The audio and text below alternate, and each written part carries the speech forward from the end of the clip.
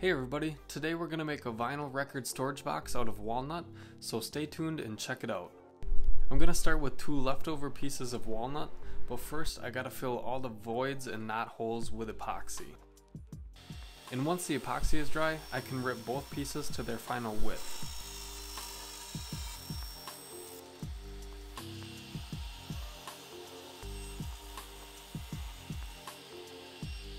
With the pieces cut to final width, I can then cut the 4 pieces I need to final length. Now this is a bit of a different approach than normal. Normally I don't cut everything to final length and width right away, but rather sneak up on these cuts gradually over the course of the project. But in this case I'm going to be laying out a bunch of specific cuts, so I need the overall final dimensions of each piece right away in order to do so.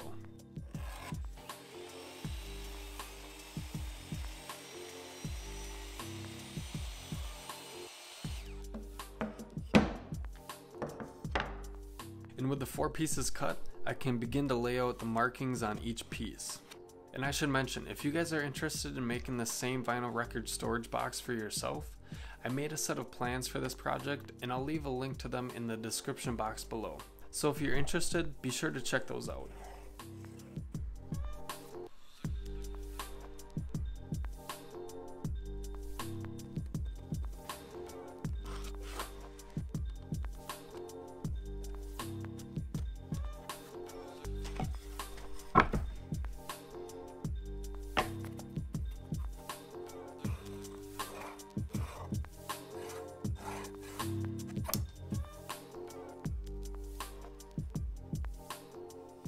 And with the pieces laid out, I could start cutting everything out at the bandsaw. Now this is a new to me bandsaw, and I put on a fresh blade, and man, this was awesome.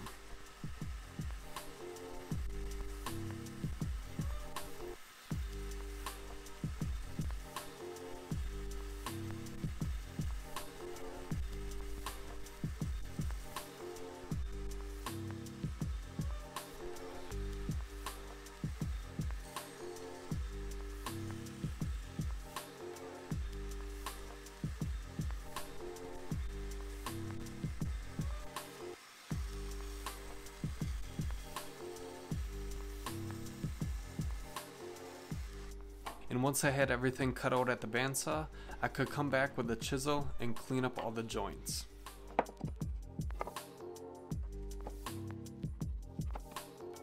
With the pieces fitting well together, I could take them apart, group the like pairs together, and then sand down the tops. This not only cuts down on some of the sanding time, but it also gives me a larger surface to sand on, so I'm not rounding over the edges quite yet.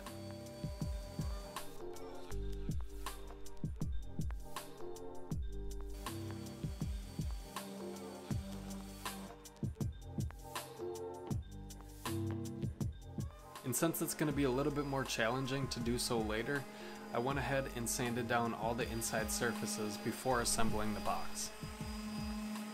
Along those same lines, I like to tape the inside corners off. That way, if there's any glue squeeze out, it's a lot easier to clean up later. With the tape in place, I could start applying glue and putting the pieces together.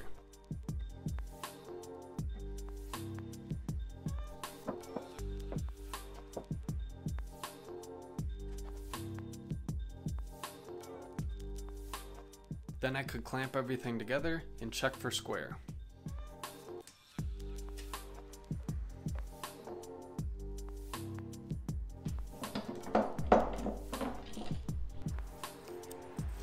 Once the glue dried, I could remove the clamps and the tape. Now the box needs a bottom, and instead of just slapping one on the bottom, I wanted to route a groove in the bottom of the box so it would sit flush. Then I could come back with a chisel and square off the corners.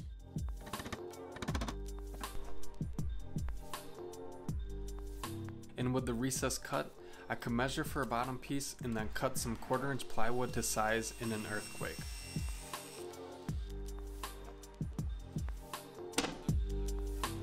I went ahead and applied some walnut color stain to the plywood bottom so that it wouldn't clash as much with the sides. Then I could sand the exterior of the box smooth.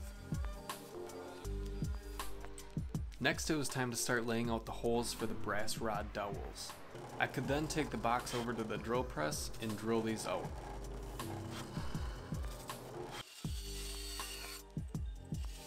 The brass rods not only adds some aesthetics and contrast, but it also provides additional strength to each joint. I used some epoxy in each hole and then sent the brass dowels home.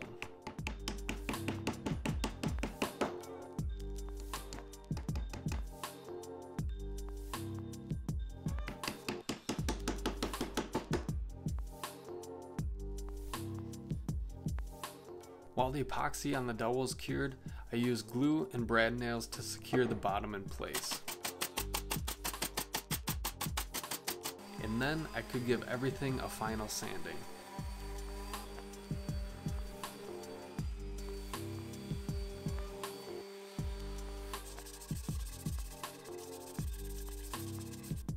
And for a finish, I used wipe-on poly and a clear satin finish. Now, I absolutely love this stuff.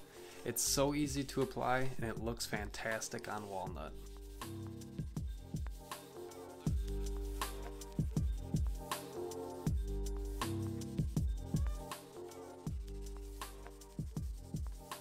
Thanks for watching, everybody. I hope you enjoyed this video, and if you did, make sure to hit that like button as well as that subscribe button. That way you're notified every time I release a new video. Remember, if you want to make one of these record storage boxes for yourself, I've linked up some downloadable plans in the description box below. So if you're interested, make sure to check those out. And as always, thanks for watching.